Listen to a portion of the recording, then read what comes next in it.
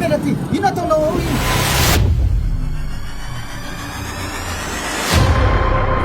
Ino ataonao ao ino? Ataonao ino aho? Ino ataonao ao ampela tiky? Ataonao ino aho? Zao le manontany anao zao, ino ataonao ao ino? Zaho mony fo. Ino atona mpamono fo anao vao? Ia vadala!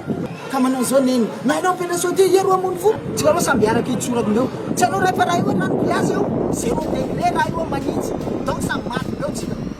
Zao koa iaraka mono fo miaraka aminao ndreo. Ia ka ina io? Agnarako Jaky. Avy eo moa. Ia koa ke agnaranao? Anarako Rose. Rose. Avy eo bakao moa fa iaka mamono fo zao. Ngainao ampela soa tiky. Avy eo moa raisy mo tagnako. Nga zaho mony fo. Desy bakao moa tagnanao Rose. Desy bakao moa. Ngainao ampela soa manao antyro hamono fo. Desy bakao moa tagnanao Rose. Desy bakao moa tagnanao. Ay moa tagnanao Rose.